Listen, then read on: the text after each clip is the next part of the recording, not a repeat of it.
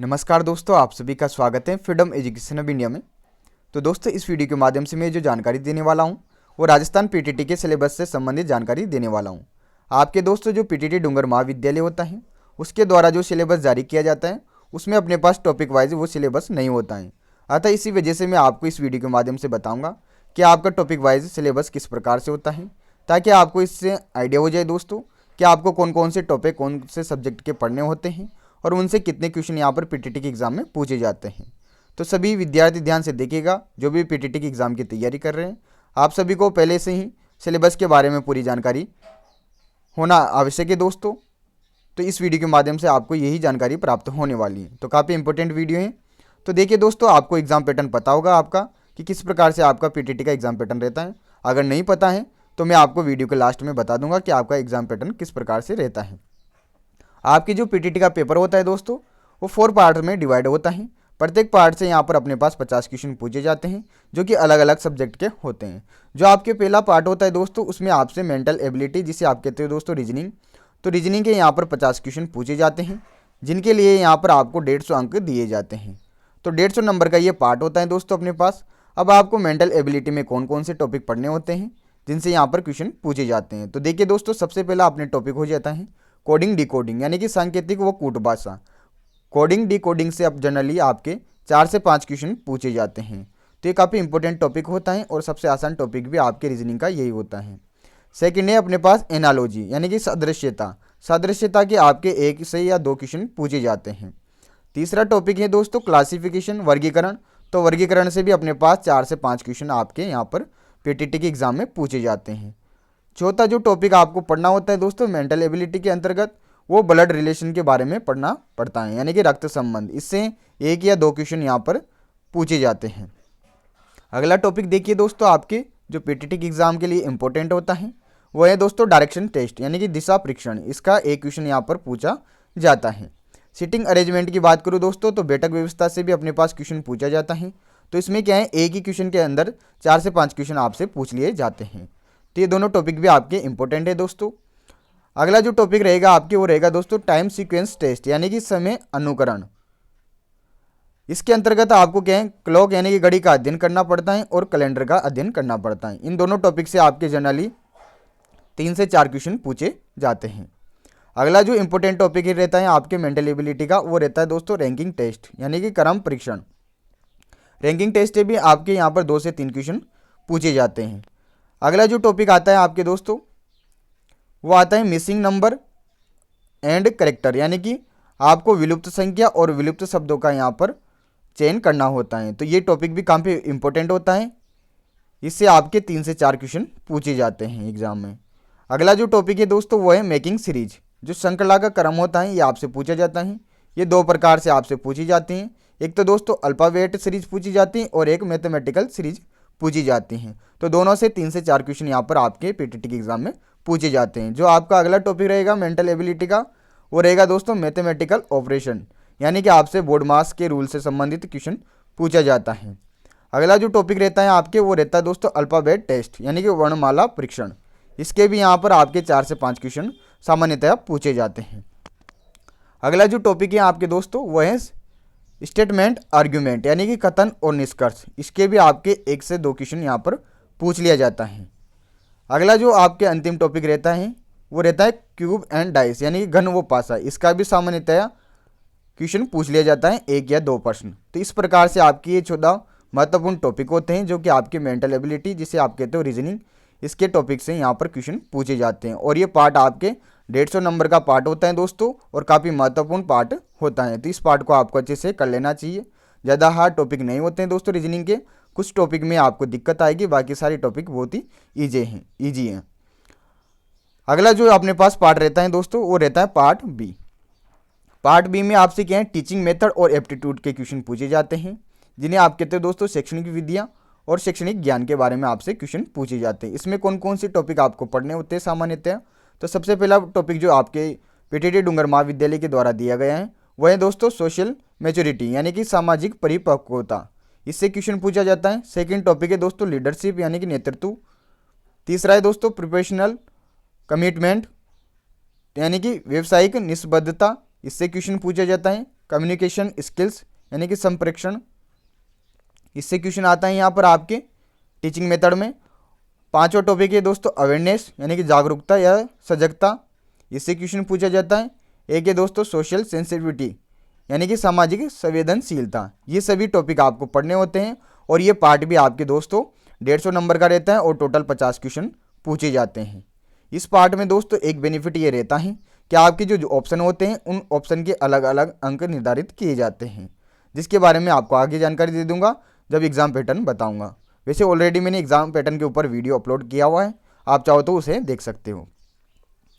अगला जो पार्ट रहता है दोस्तों वो रहता है आपके पार्ट सी। ये जो कि महत्वपूर्ण पार्ट होता है क्योंकि ये सबसे हार्ड पार्ट होता है आपके एग्जाम के पॉइंट ऑफ व्यू से। जो पार्ट सी होता है दोस्तों इसमें अपने पास अलग अलग सब्जेक्ट पूछे जाते हैं। राजस्थान का जीके पूछा जाता है, भारत का जीके पूछा जाता है, जनरल साइंस पूछी जाती हैं और करंट अफेयर पूछी जाती हैं। तो ये एक ही पार्ट में आपके 50 क्वेश्चन आते हैं जो कि अलग अलग सब्जेक्ट के होते हैं, जिनका अध्ययन आपको करना पड़ता है और ये पार्ट भी अपने पास 150 नंबर का होता है।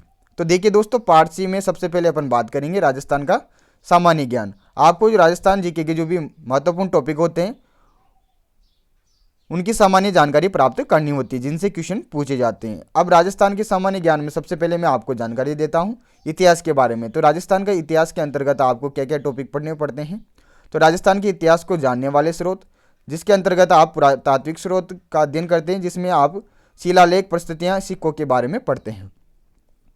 इसी के अंतर्गत साहित्यिक स्रोत का आप अध्ययन करते हैं, जिसमें आपको क्या है प्रमुख ग्रंथों के बारे में अध्ययन करना पड़ता है। जो अपने पास प्रमुख साहित्य हैं, रासो साहित्य हो गया, वेली साहित्य हो गया, ख्यात साहित्य हो गया, संस्कृत साहित्य हो गया, राज साहित्य हो गया और जैन साहित्य हो गया। इन सभी साहित्यों का आपको अध्ययन करना पड़ता है।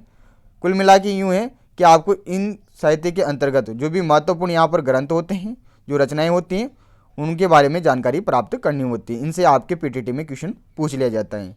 राजस्थान के आधुनिक इतिहासकार, जो भी प्रमुख इतिहासकार हैं दोस्तों, उनका भी आपको सामान्य जानकारी प्राप्त करनी होती है। इनसे भी क्वेश्चन आपके पीटीटी के एग्जाम में पूछा जाता है। जो राजस्थान जीके का वेटेज रहता है वो थोड़ा कम रहने लग गया। बाकी आपके सिलेबस में पूर्ण यहाँ पर राजस्थान जीके के बारे में जानकारी दी हुई है। अगला बात करेंगे दोस्तों इतिहास के अंतर्गत ही आपको जो अगला टॉपिक पढ़ना पड़ता है वो है दोस्तों राजस्थान की प्राचीन सभ्यताएं एवं उनके स्थल। आपको जानकारी होगी दोस्तों जो राजस्थान के पुरातात्विक स्थल हैं, जैसे कि आर्य सभ्यता हो गया, गणेश्वर सभ्यता हो गया, कालीबंगा हो गया, इन सभी के बारे में आपको सामान्य जानकारी प्राप्त करनी होती है। इनसे भी आपके पीटीटी के एग्जाम में क्वेश्चन पूछा जाता है। अगला जो आपके इतिहास के अंतर्गत आपको जो टॉपिक पढ़ना पड़ता है वो है दोस्तों राजस्थान के प्रमुख राजवंश, जैसे कि गुज्जर, प्रतिहार, गुइल, चौहान, कछवाहा, राठौर।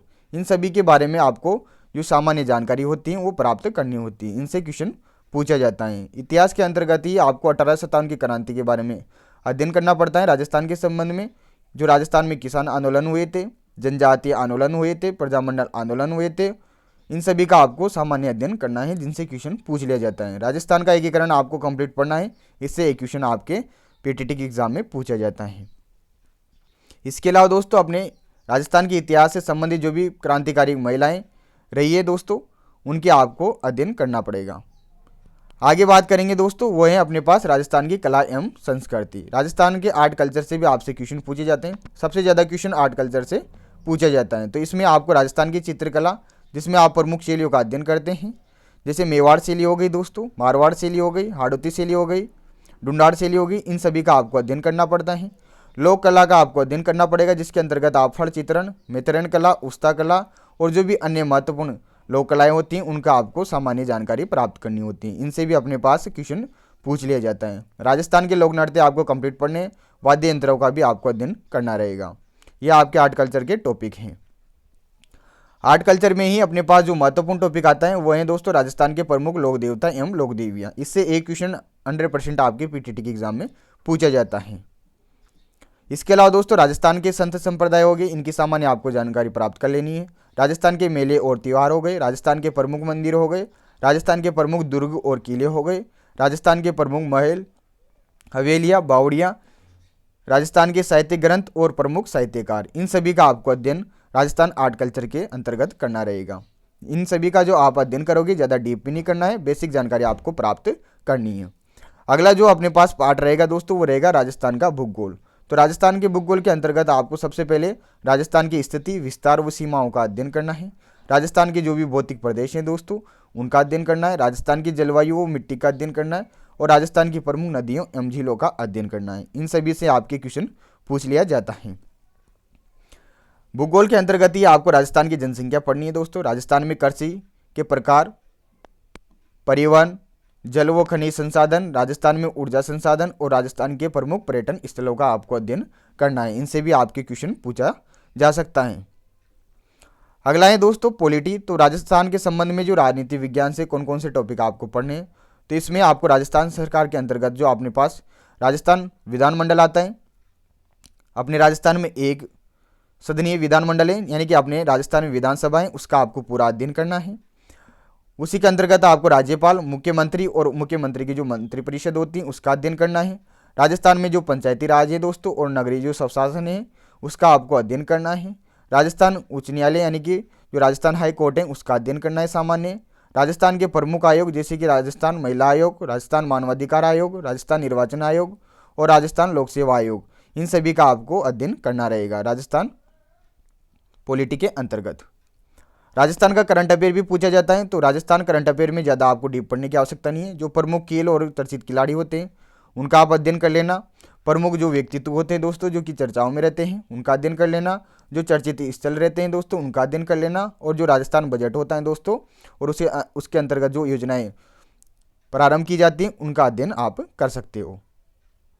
तो ये राजस्थान जीके का पार्ट हो जाता है दोस्तों। सेकंड पार्ट रहता है दोस्तों आपके भारत का सामान्य ज्ञान। तो भारत में भी ऐसे ही पढ़ना है आपको जैसे कि राजस्थान में पढ़ना है। तो सबसे पहले इतिहास की बात करूं तो प्राचीन भारतीय इतिहास आपको पढ़ना रहता है, जिसके अंतर्गत आपको सिंधु घाटी सभ्यता, वैदिक सभ्यता, बौद्ध और जैन धर्म, महाजनपद काल, मौर्य साम्राज्य, गुप्त काल, इन सभी का आपको अध्ययन करना रहता है। ज़्यादा डीप नहीं पढ़ना है, सामान्य जानकारी आपको प्राप्त कर लेनी है, ठीक है। इसके बाद आपको पढ़ना रहेगा मध्यकालीन भारत का इतिहास। तो इसके अंतर्गत आप दिल्ली सल्तनत के बारे में पढ़ोगे, जो भक्ति आंदोलन और सूफी आंदोलन चले थे उनका अध्ययन करोगे, और जो मुगल साम्राज्य है इसे तो अच्छे से आप कर लीजिएगा क्योंकि इससे क्वेश्चन ज़्यादा पूछा जाता है। इसके अलावा दोस्तों मराठा साम्राज्य के बारे में भी आप जानकारी प्राप्त कर सकते हो, यहाँ से भी अपने क्वेश्चन पूछा जा सकता है। अगला जो टॉपिक रहेगा दोस्तों आपके वो आधुनिक भारत का रहेगा। इससे सबसे ज़्यादा क्वेश्चन पूछे जाते हैं अपने पीटीटी के एग्जाम में। तो इसमें क्या करना है, यूरोपीय कंपनियों का भारत में आगमन कैसे हुआ, कब हुआ, ईस्ट इंडिया कंपनी के बारे में आपको पूरा पढ़ना है। 1857 की क्रांति के बारे में पढ़ना है, और जो भारतीय राष्ट्रीय कांग्रेस है दोस्तों इसके प्रमुख अधिवेशन पढ़ने हैं, और जो राष्ट्रीय आंदोलन हुए थे दोस्तों और जो महात्मा गांधी जी हैं इन सभी के बारे में आपको अच्छे से जानकारी प्राप्त कर लेनी है। इनसे सबसे ज़्यादा क्वेश्चन अपने पीटीटी के एग्जाम में पूछे जाते हैं। तो ये सबसे इंपॉर्टेंट पार्ट है दोस्तों इंडिया जीके में। इसके बाद जो अपना पार्ट रहता है दोस्तों वो रहता है भारत का सामान्य भूगोल। तो भूगोल के अंतर्गत आपको भारत का सामान्य परिचय पढ़ना है, भारत की जनसंख्या व संसाधन पढ़ने हैं, परिवहन संसाधन पढ़ने हैं, पर्यटन पढ़ने हैं, वायुमंडल व सौरमंडल। तो ये टॉपिक आपको अच्छे से कर लेना है, इससे 100% क्वेश्चन पूछा जाता है। अधिकतर जो क्वेश्चन आता है वो सौरमंडल से रिलेटेड आता है। भारत में जैव विविधता, इससे संबंधित आपको जो भी महत्वपूर्ण फैक्ट है वो अच्छे से रीड कर लेने हैं, यहाँ से भी अपने क्वेश्चन पूछे जाते हैं। आगे बात करेंगे दोस्तों तो इंडियन जो आर्ट कल्चर है उसके अंतर्गत आपको प्रमुख मेले और उत्सव पढ़ने हैं, मंदिर पढ़ने हैं, और जो नृत्य शैली है उसको पढ़ना रहेगा, यहाँ से क्वेश्चन पूछा जाता है। अब बात करेंगे दोस्तों इंडियन पॉलिटी के बारे में। तो उसके अंतर्गत आपको सबसे ज़्यादा अध्ययन करना है भारतीय संविधान का। तो भारतीय संविधान के बारे में आपको संपूर्ण जानकारी प्राप्त कर लेनी है, जैसे कि संविधान सभा का गठन कैसे हुआ, संविधान का निर्माण का क्रम किस प्रकार से था, संविधान की क्या विशेषताएं दोस्तों, उसके प्रमुख जो स्रोत रहे हैं, प्रमुख अनुच्छेद हैं, उन सभी का आपको अध्ययन कर लेना है। इसी के अंतर्गत अपने को राज्य व केंद्र सरकार के बारे में अध्ययन करना रहेगा। राष्ट्रपति, उपराष्ट्रपति आप पढ़ सकते हो, प्रधानमंत्री और उसकी मंत्रिपरिषद जो होती है उसका अध्ययन कर सकते हो, और जो उच्चतम न्यायालय होता है दोस्तों सुप्रीम कोर्ट उसका आप अध्ययन कर सकते हो। ये सभी महत्वपूर्ण टॉपिक होते हैं अपने पास भारतीय संविधान से रिलेटेड, और कुछ महत्वपूर्ण संविधान संशोधन भी होते हैं दोस्तों, उनका भी आप अध्ययन कर सकते हो। यहाँ से अपने पीटीटी के एग्जाम में क्वेश्चन पूछा जाता है। ये पूरा टॉपिक वाइज सिलेबस है दोस्तों, इससे आपको आइडिया हो जाएगा कि कौन कौन से टॉपिक आपके लिए इंपॉर्टेंट है।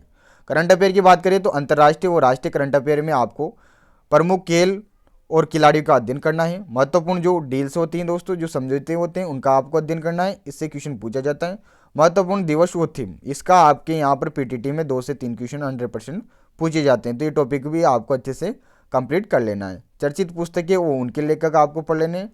विज्ञान व प्रौद्योगिकी, अभी आपको पता है अपने जो भारतीय अनुसंधान केंद्र है दोस्तों इसरो, इसके अलावा दोस्तों DRDO है, ये सभी चर्चाओं में रहते हैं दोस्तों। तो इनसे रिलेटेड जो भी महत्वपूर्ण फैक्ट हैं एग्जाम के पॉइंट ऑफ व्यू से, उनको आपको अच्छे से रीड कर लेना है। भारत की प्रमुख योजनाएं और सम्मेलन पढ़ लेने हैं, इन सभी से आपके यहाँ पर करंट से रिलेटेड क्वेश्चन पूछा जाएगा।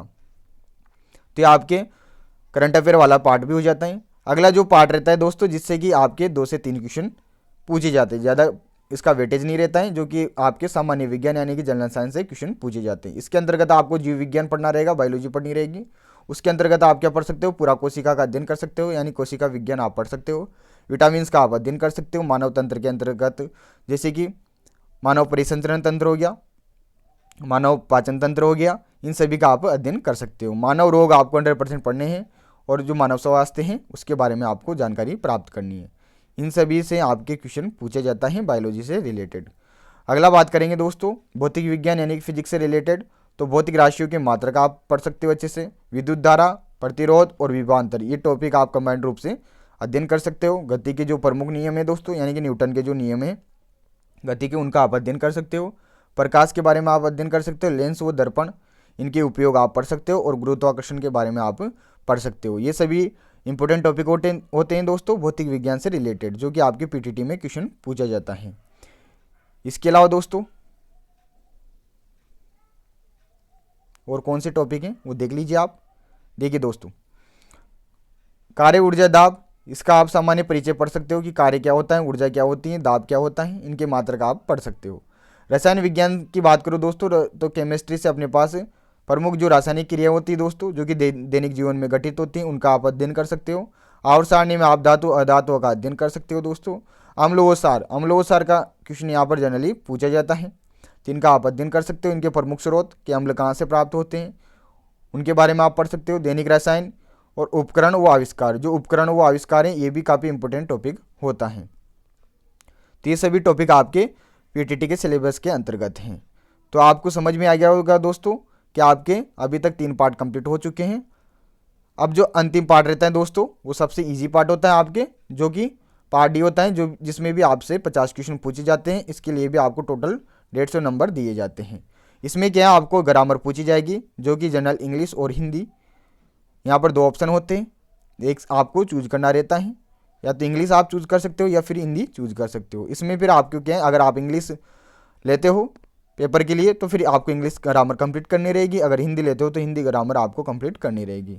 इनका सिलेबस इस प्रकार से, हिंदी सब्जेक्ट का जो सिलेबस है उसमें सामान्य जो ग्रामर के टॉपिक हैं वो आएंगे दोस्तों। इनको आप देख लेना अपने हिसाब से, इनको एक्सप्लेन करने की आवश्यकता नहीं है, ठीक है।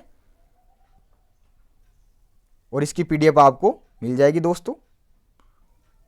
तो इस प्रकार से आपकी जो राजस्थान PTT अपने इसका सिलेबस रहता है। संपूर्ण सिलेबस मैंने टॉपिक वाइज बताया है, ताकि जिससे आप अच्छे से अध्ययन कर सको दोस्तों।